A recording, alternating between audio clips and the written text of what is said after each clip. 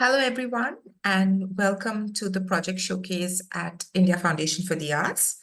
As many of you know, India Foundation for the Arts is an independent grant-making and implementation organization that supports and implements projects across research, practice, and education. In the last 29 years, we've implemented over 853 projects, leading to a variety of outcomes. That could be books, films, performances, exhibitions, archival material, and much more.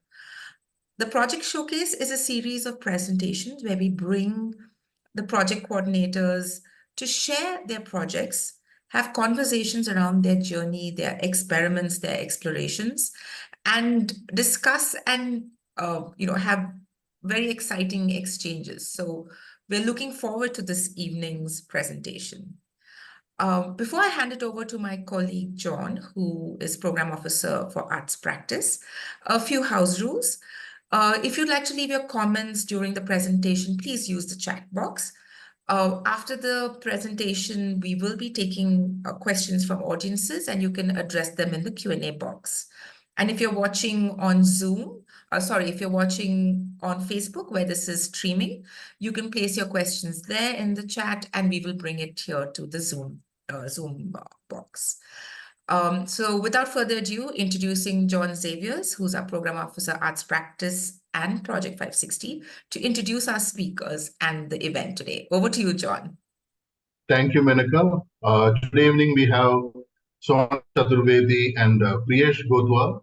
As the artists will speak about the IFA project Pixel Dust. This project was under the explorations category of IFA's Arts Practice program. It's about playing around new ideas that are unprecedented or risky.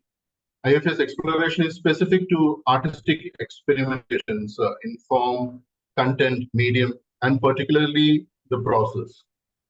This project, Pixel Dust, was a participatory artwork where artists came together to share a space under a starry night. Sonam is a Delhi-based contemporary artist. She teaches MFA students at Shiv Nadar University in Noida. She's also program manager at Artreach India. Priyesh Gothwal teaches BFA students in Jindal Global University in Sonipat. Priyesh has gone for the prestigious Ashkal Alwan residency in Beirut in 2019. So now let's listen to Sonam and Priyesh. Over to you, Sonam. Thank you, John. I'll just share my screen.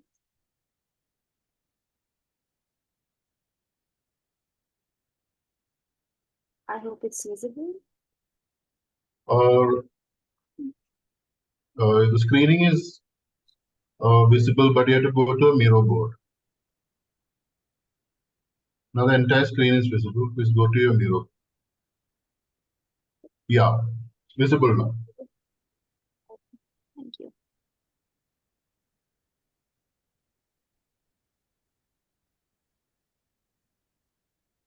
It is 2:30 a.m. and I'm awake. A window shines in a distant building. Someone is also awake. We share a time from afar. We are bound by this intimacy of light, of distant solace. We talk through our lit windows. The glare stands out in the surrounding silence and darkness of sleeping windows.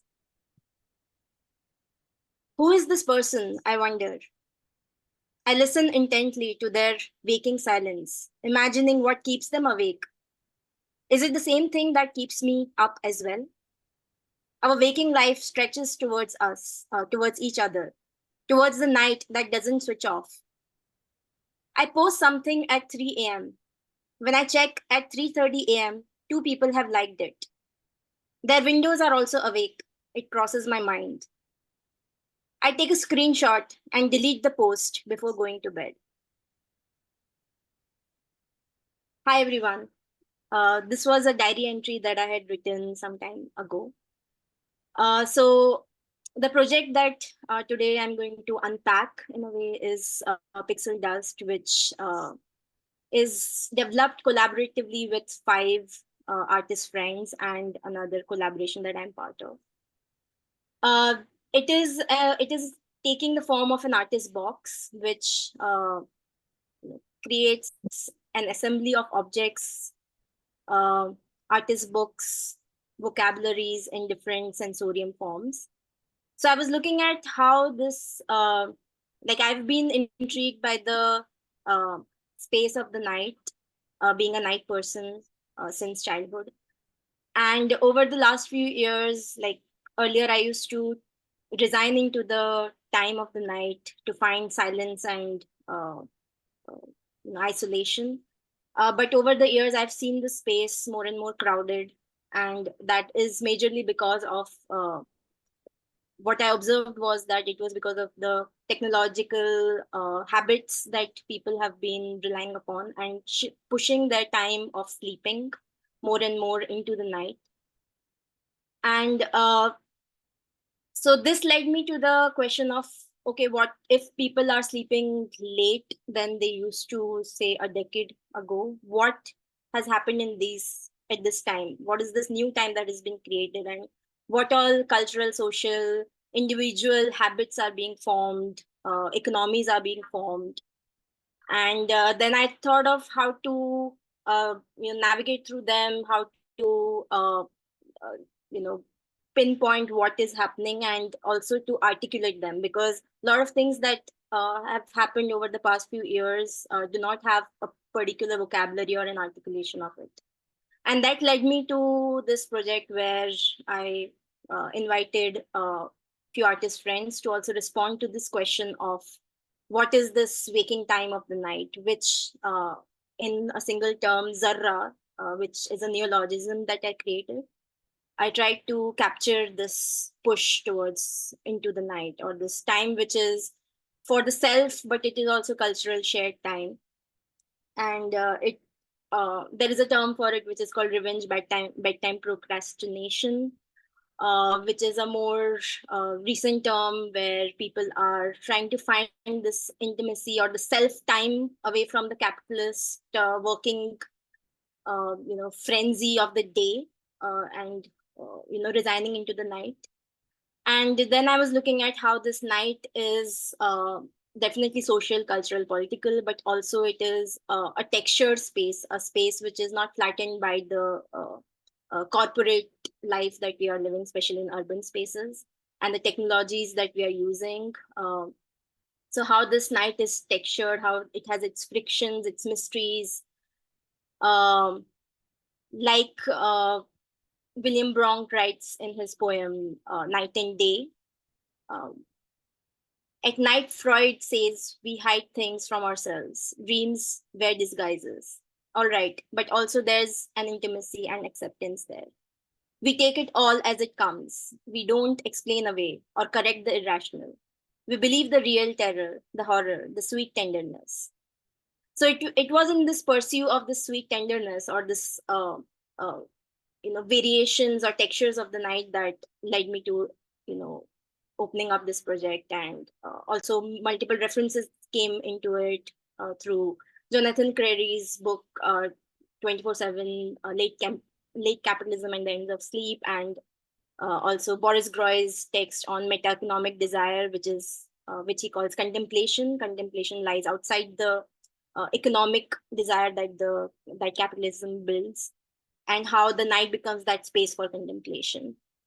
And then it also then expands into the food habits, the new meal that is being created, which has a Chinese term for it called zhao ye, which is a meal eaten between 9 p.m. till 5 a.m., especially in Hong Kong and the night markets over there.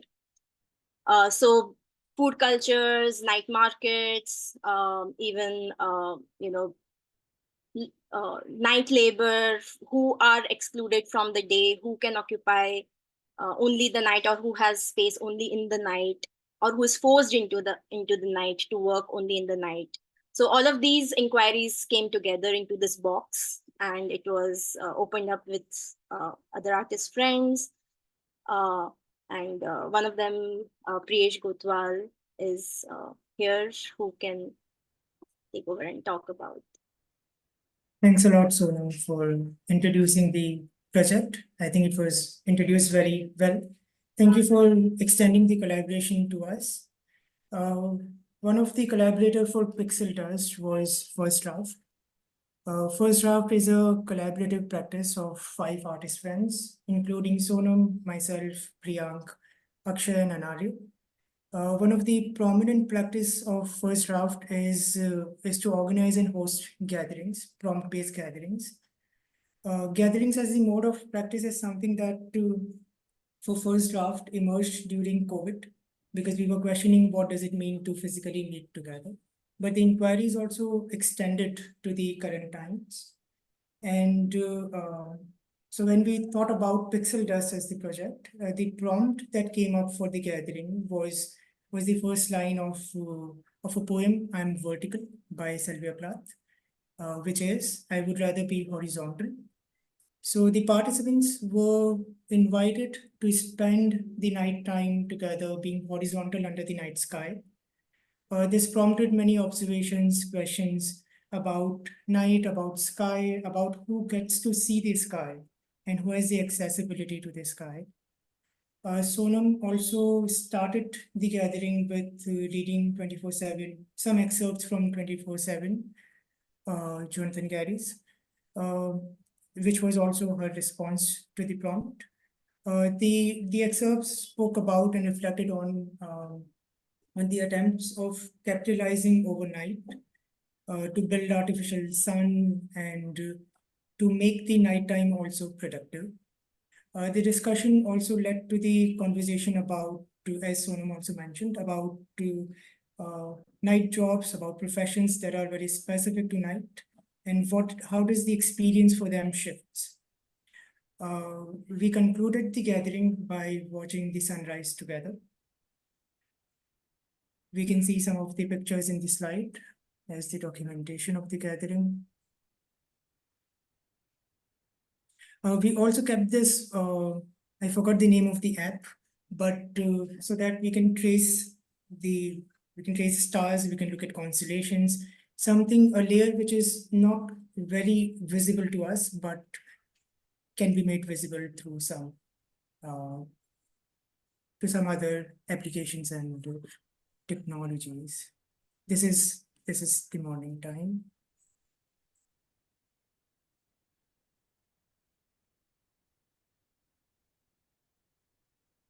So my contribution to the project Pixel Dust was an existing piece titled 01 to Mountain Sun Sky, which is also published as part of ASAP. The work is an inquiry of image or the absence of it. I will just read a bit of this description just to have an overall sense of the work.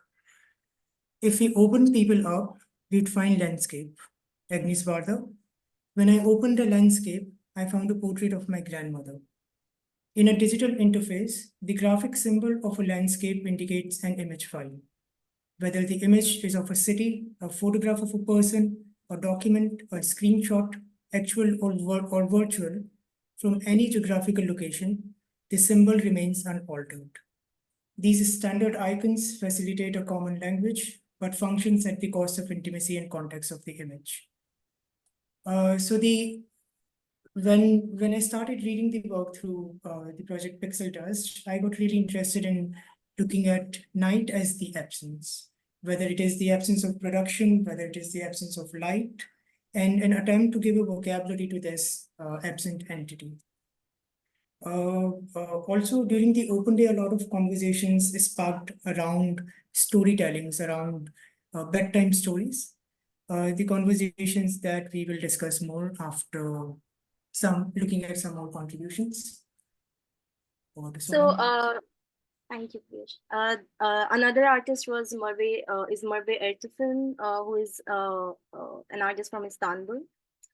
Her contribution was a playful kind of a DIY object where she questioned how can we outrun the sun, and she was looking at from a larger scale at the night or the picturization of the globe, the Earth from the space at night time, and she found this image from NASA's website, which is a complete nighttime of the globe.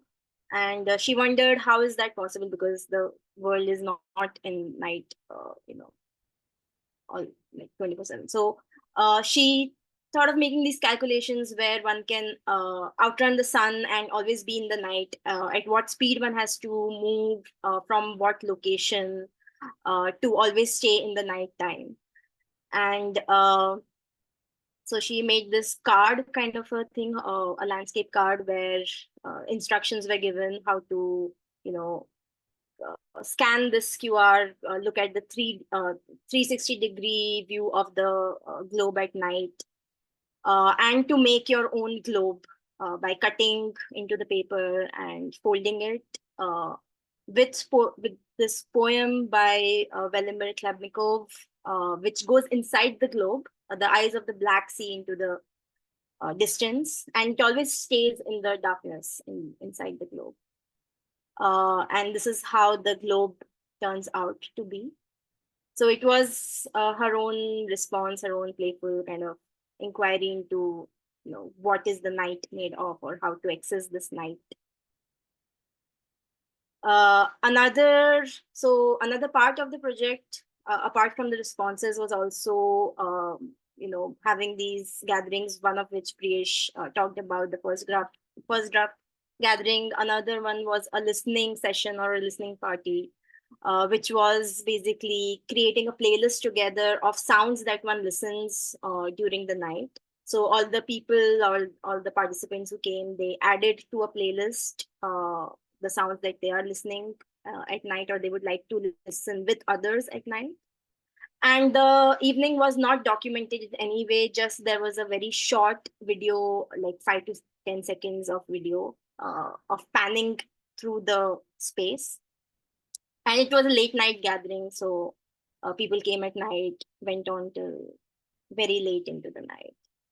And so from that video, I took the each still from the video and created this flipbook of people just hanging around in the space, meeting each other, listening to the sounds, playing music, and just enjoying the night together in a shared space. And the QR to add to the playlist was also on the book, so one can scan and add to it.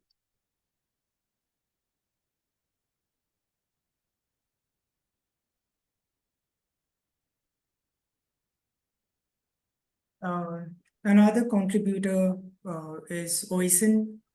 Oisin is an artist and improviser from Ireland. So he responded to the project with an already ongoing project, which is titled Words That Do Not Exist But Should. So in this project, he tried to come up with new words, some of which were not so unreasonable, are very contextual to the current times. He calls it a living document, where in future he would also like to extend it to other people to come and contribute to the collection. And as part of the collaboration, Sonam also contributed to the collection with some of her words. So it was presented in the form of these cards, which we can see right now on the screen. Some of the words were like net lag, which is not jet lag, but a lag caused due to watching a lot of Netflix. So the cards were designed in such a way that there was word on one side and the meaning of it was on the other side. Oisin also mentioned that that it is the definition that generally comes to him first, then the word. Another collaborator is Merv, an artist from Philippines, who also responded with an ongoing project. Sonam, you will have to help me out with the pronunciation of the title, which is Xiaoye, Supper by the Screenlight, which includes menu and recipes. The project starts with Merv's essay-length text in the form of a diary entry where he's talking about his travels, he's talking about late night cravings and the recipes that he would make and his childhood memories. He writes, I have a special fondness for food after dark, the spectral hours of dusk and dawn. So with his response to the project, he also prompted others to share recipes of their late night, which are also compiled as part of the project. A few of them, if I name them, are frozen soup plus bread, fire pan, dabili, vada pav, tomato and bread, amongst others. So another artist friend from Delhi was Suvani Suri, who contributed through these ear caps made of paper clay. And this word, which is now nights, which is not in use anymore nowadays, which means during the night at the present time in modern nights. And I will read something she shared with the project and how it was construed as a sound piece, which was placed in the final unpacking session with her ears impression. So there is a small speaker behind the ears impression, and one can press their ear onto the wall and listen to the sound. I'll just play the sound in the background while reading the excerpt.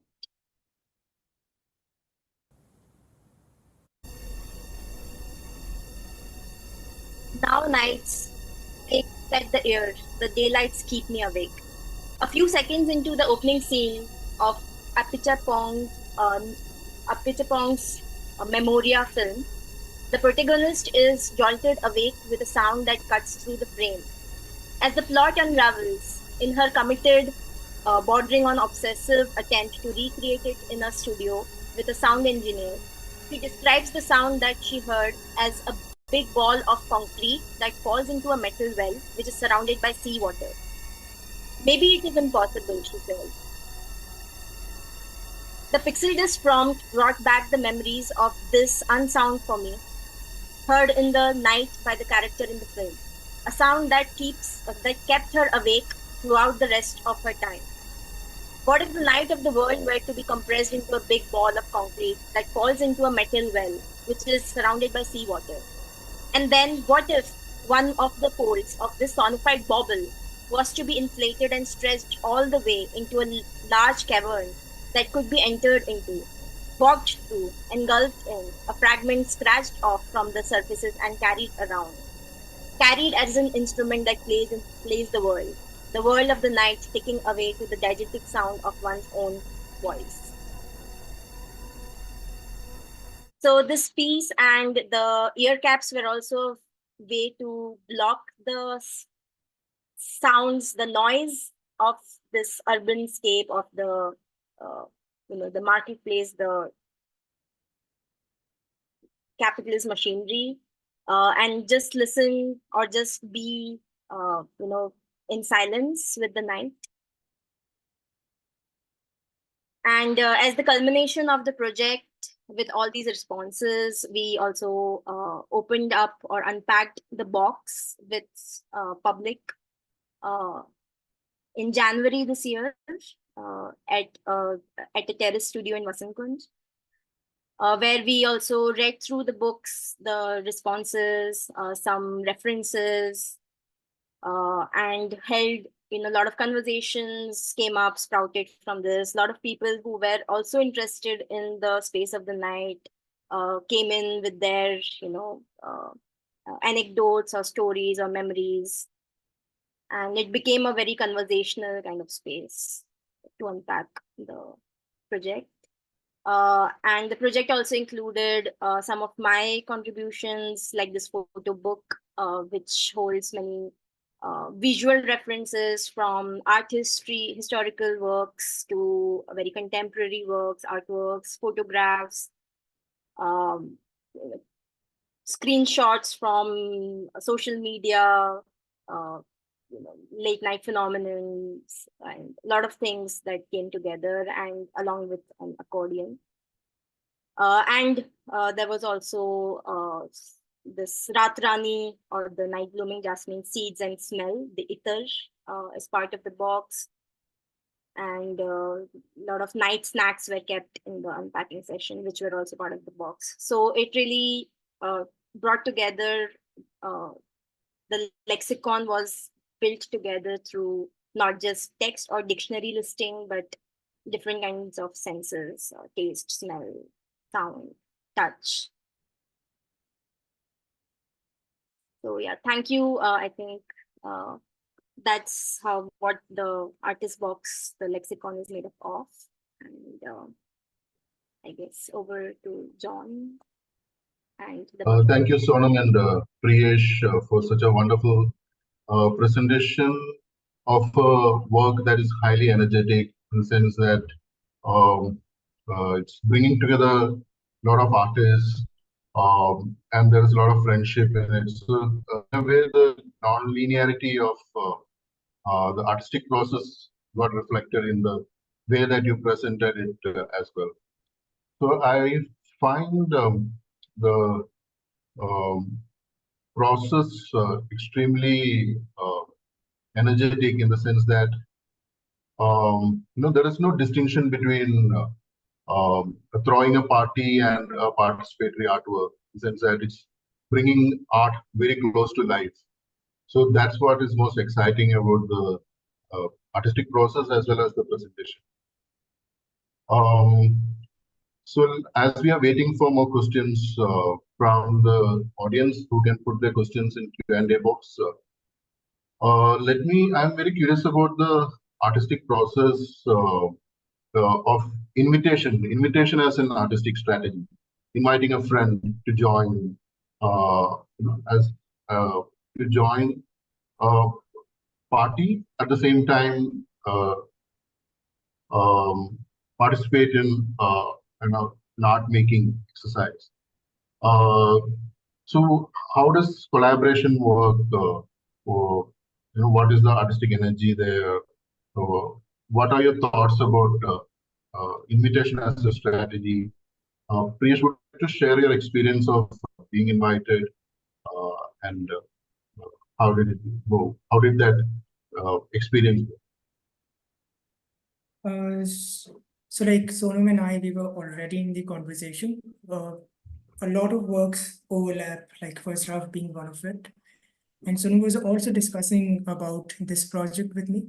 But I think the invitation, as you're pointing out, to made a difference, which was that it made and got all the ideas out in a very concrete way. Because when Sonam said that if you can contribute something to the project, I started thinking about it, and something concretely came out of that. But in terms of collaborations, I think there's already so much of conversation that is going on amongst all of us, that being prompted with something, especially if one of the friends or somebody that you know comes and prompts you with something, sparks new inquiries about the entire process, and also adds this sense of coming together and creating something out of it, rather than being isolated and keep on doing something. Yeah. And I think to add to that, it was also something to do with language. Even in the proposition, when I was thinking about this idea of forming a lexicon or forming this kind of shared language, it did not make sense to just be a single person who is churning out words and no one is using them. The idea itself pointed towards that it needs to be expanded, it needs to be shared with others, it needs to have responses from others, and build these gatherings or listening sessions or any kind of public event where people just come together and think through these prompts, or articulate in their own ways, not just through words. Articulation is not just limited to language or words, but there can be embodied articulation, there can be articulation through just sleeping, being horizontal and looking at the sky on the terrace, and that is an articulation. And that is what I was also looking at as part of the box. box. I mean, it is a material box, but it holds a lot of experiences, relationships, intimacies, a lot of things that are immaterial and that cannot be spoken about or that cannot be captured into the box. And yeah, I think that's something to struggle with also in artistic language. What I'm wondering about is the language, as you mentioned, in creation of neologisms, using suffixes and prefixes. There are infinite number of possibilities, but when you create a neologism, what brings it power is popular usage when everyone starts to use it. So I'd like to ask, I'm very curious, what will be the future of this lexicon? Do you intend this lexicon to circulate in certain way? What is it? What will happen to the lexicon? That is. So I think, I mean, the unpacking session was really helpful in thinking about the future, definitely, because I got a lot of, we got a lot of feedback and reviews and what all can also add to it. I mean, it is infinite. It has an infinite possibility because it's the night. I mean, it's infinite in its structure. So there were a lot of references that people gave that you can add this, you can add this word, or you can add the story or comic or movies and sound, and a lot of things came. But I also started after that process to think about taking it more intimately to people. So taking the box, because it is so mobile and accessible, I would just take it in my bag and just open it up to people. So I went to a lot of different artists, institutions like FICA, AAA, a lot of people, and opened it up. And that also triggered more intimate conversations, more frank conversations, which are sometimes not possible in a public setting. So I'm more inclined towards that form of one-on-one opening up of the box. And a lot of suggestions came that, it can have people from other backgrounds add to the box. It can go into spaces like, children's spaces, like educational institutions, or observatories or planetariums, where people of certain particular interest are responding to this idea, and their response will be very different or very, definitely all the responses are nuanced and personal to the person, but it would be more appropriate in those settings for this idea. So I think that would be the future, to add more to the box, to expand it, maybe take out another edition of it, and see where that leads. Just to mention one thing, which is the form as a box is also was something which was also very interesting, and the box was also circulated to the collaborators. So it gave a kind of a familiar and a non-familiar, made a kind of a familiar and non-familiar space, because it was a box to which something was contributed from my side also, but then it also accumulated something from so many other people that I might not be in touch with very directly. So as the box expands, it also expands that, if to speak for myself, also expands that my space of whether to say it of night or of having all those things together. Yeah, that's. Yeah, We have a question from Rax, who's asking, what is the difference between artistic nights and theoretical nights? It's the difference between listing the constellations and lying down and looking at the constellations, I guess. I did not get the artistic night. And does artistic night feel different from theoretical nights? From which night? Theoretical night. Theoretical. Does artistic night feel different from theoretical nights? Maybe there is more pleasure in artistic nights. There's more joy. Yeah. Yeah, I think it's a childlike awe of approaching the night. Playfulness. What? But theory can also be equally joyful and playful.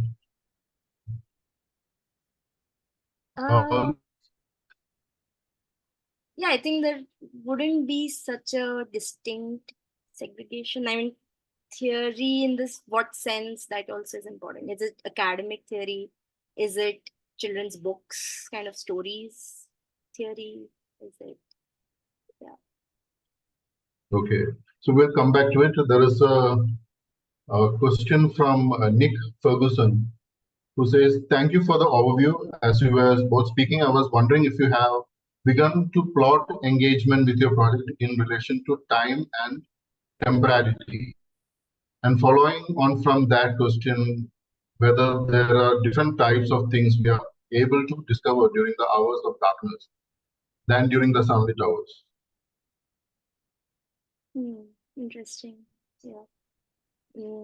I mean, the inquiry, I think, came through the inquiry into time majorly, because the initial form of the project was to look at time and the changing time and with technology, but then it narrowed down into the night time and what that deferral of the night, or those, I don't know, 3-4 hours which one spends on anything, from scrolling on the phone to partying somewhere or working somewhere. So what does that time do? So it is directly related to time, to durationality, and specific, I think, to the listening night and the gathering. I think there was also this notion of staying up the whole night. So the sense of time was kind of free or unbracketed, because one was not thinking about when will I go home or what is the end time of it. Because people were asking before coming that, okay, it starts at sunset, but when does it end? And I was like, it ends whenever you want it to end, whenever you want to go home, basically. So people were there for hours till the sunrise in one case. So that's the relation to the night or to time. And the other question, It's about sensitivity of your senses when there is darkness rather than sunlit hours. How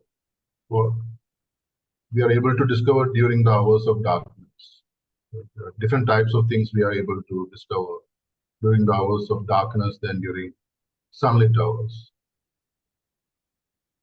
I think all that which which is not to be exposed to the world, which I guess Priyesh's work also, what my reading was also related to this light and information, and making everything exposed or everything visible and knowable. So the knowability and this obsession to know,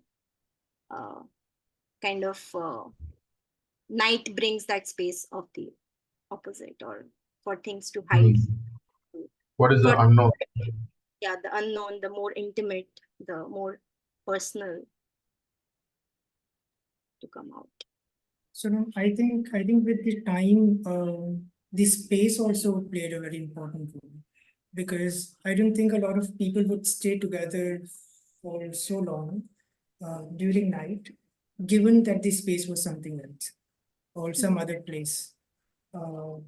Yeah, so that was one thing, and also whether we see the night time as the extra time that is yet to be utilized or being made productive, or if we see that as a resting time, or if we see that as the mysterious unknown time that is yet to be explored.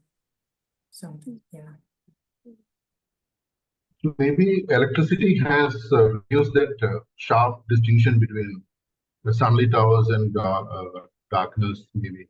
So what you mentioned, Sonam, what you mentioned as the revenge hours, as certain kind of leisure leisure as a revenge against capitalist schizophrenia or frenzy.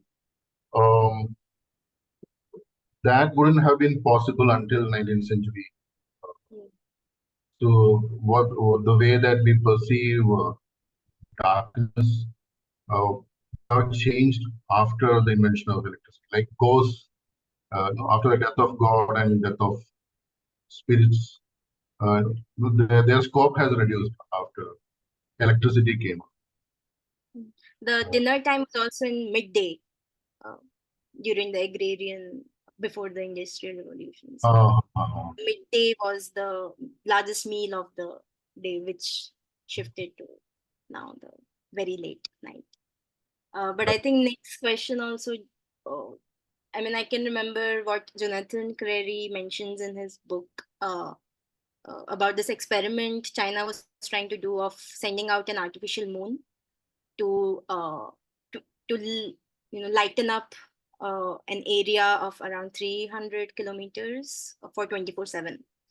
And that experiment did not happen, or wasn't successful, also because of a lot of protests by social groups, civic society, but also from astronomers who said that we all have equal rights on the night sky, and you cannot take that right of that human right away from us. So that brings the question of the navigation of the night and how that has changed, but still we can hold some claim over the sky. Coincidentally, Nick Ferguson has made a follow-up comment saying that navigation has historically been easier during the night because of the use of the stars. So yeah, that's what I was. The stars are more accurate than GPS. Yeah. There's a comment from Deepa Kodisheri. This is a fascinating art project of imagining the night. Van Gogh's Night Sky has been one of my favorites. Pixel dust seems like a very avant-garde expression. Night Sky creates a beautiful feeling of stories and music. I would love to listen to more of the music and sounds you collected. Congratulations. It's a comment from Deepa Kodisheri. We can put the link to Suwani's sound here. There's a comment from Mose. The question, how can the night become more accessible? Or who is it not accessible to? I really like this project and I wish for it to expand and not really end, so that the project is in the sense always present as night. This also ties to something that Sonam you were saying before.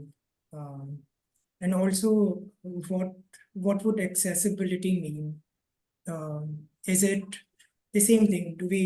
Is the night meant for resting? If that is the case, then the accessibility is to rest.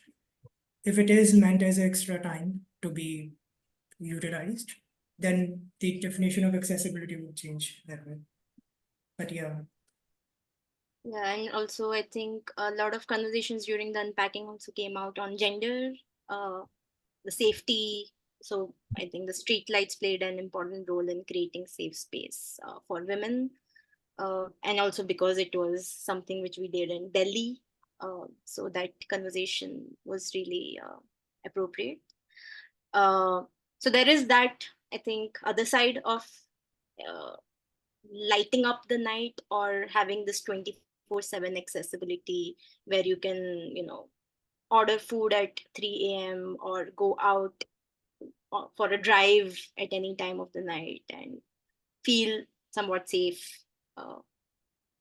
So I think, yeah, that's a conversation that can go into the project, definitely. Thanks, Moss.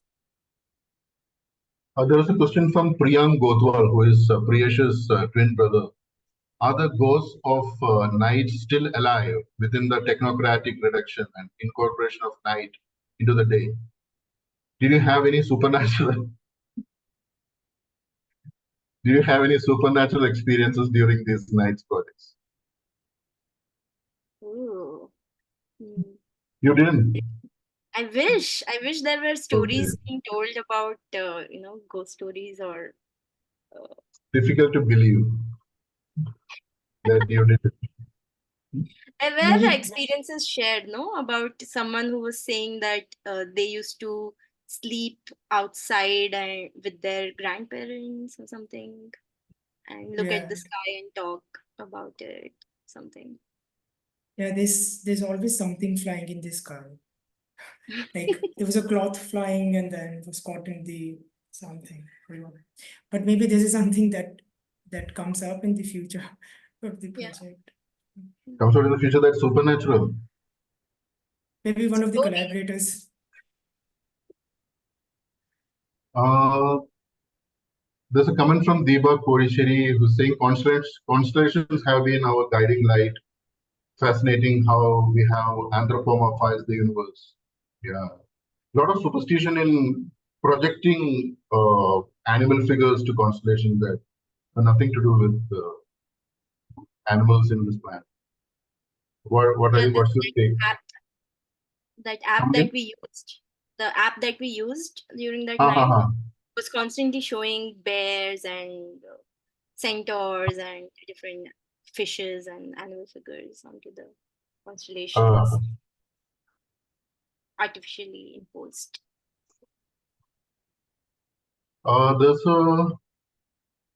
There's a okay. Deepak Kodeshwari is asking what is the app that you have used? App- Stella, Interstellar, Sky Sky gazing. Mapper or something. Sky Map. There are a lot of apps. They are almost all similar. But you can search sky gazing app and you'll find a lot of options. Okay, okay. Skywalk. Darshana is saying Skywalk. Okay. There's a comment from Nick Ferguson saying likewise, mapping. Under the British imperialism, cartographers used the night sky to adjust their trigonometric observations in order to accommodate the curvature of the Earth.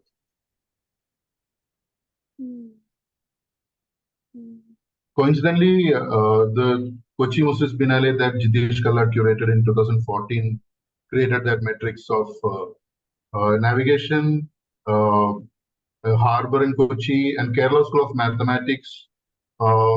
There's a Kerala School of Mathematics. There's a connection between Arab mathematics and the mathematicians Kerala who invented calculus before Spinoza.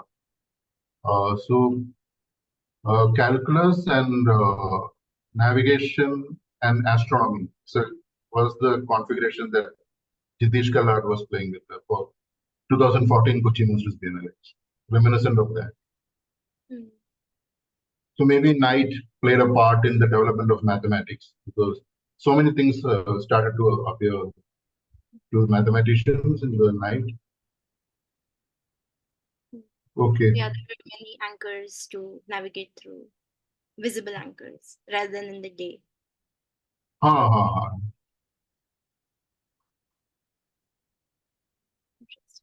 America is saying Sky Map is one of the apps she uses.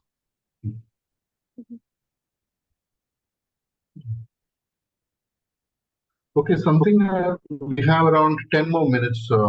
Something that I'm curious about, but you can think about is, in 20th century art, there was this categorical,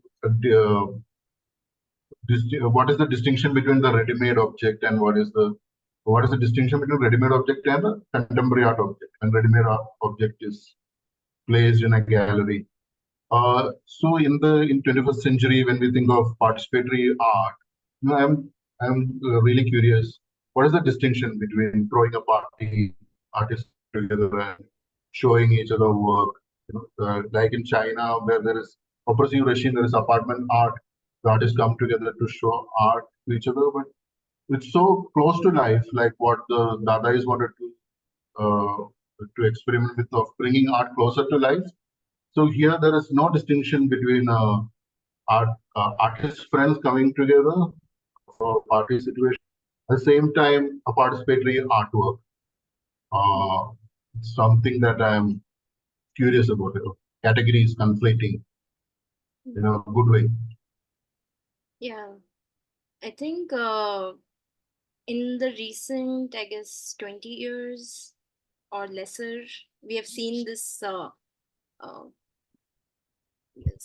push from the artist to go out of the individual aura of the artist or the individually driven art form, because that is very isolating or very competitive, and the struggle of the artist to become, the artist.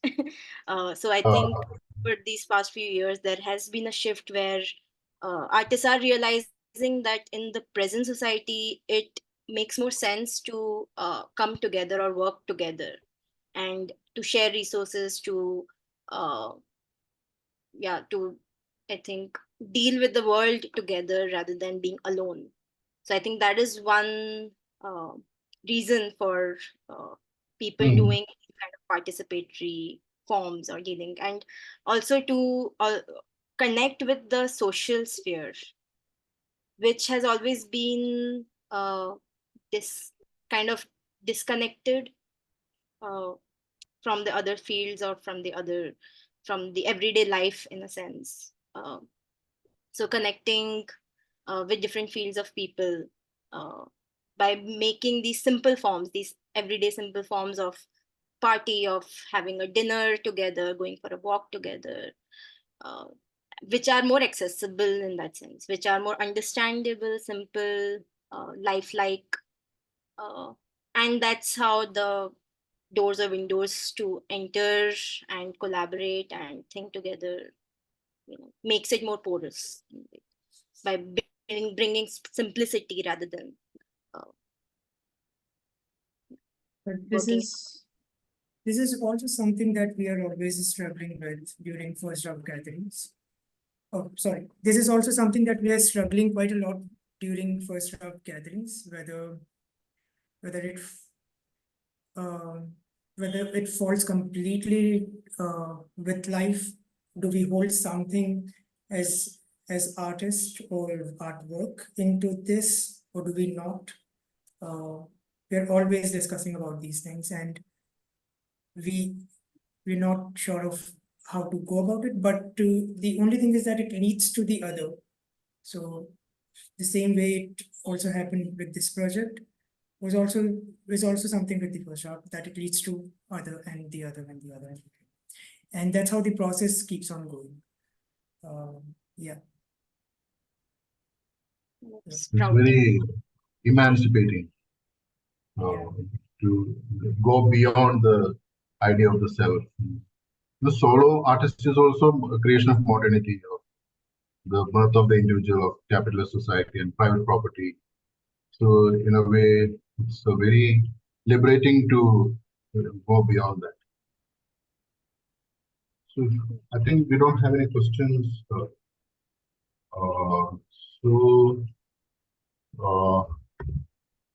before we conclude, there is an announcement. The next project showcase will be on July 31st, Wednesday, under the Arts Research Program by filmmaker Miriam Chandi Menacheri on her research on WCC, which is Women in Cinema Collective. So many important filmmakers from Malayalam cinema will be participating in it, like Binapol, Revati, Anjali Menon, Sajida Madadal, Didi Damodaran, Rima Kalingal, among others. So please come for the next project showcase on July 31st. Please follow IFA on social media for updates. And another announcement is that the application deadline for the productions category of the arts practice program is next Friday, which is July 5th. Finally, on behalf of IFA, thank all of you who attended this project showcase with highly enlightening questions and comments. Please join me in thanking Sonam and Priyesh for making such a wonderful presentation and making this evening very special. Thank you, everyone. Have a beautiful starry night. Thank you so much, John. Thank you. Good night.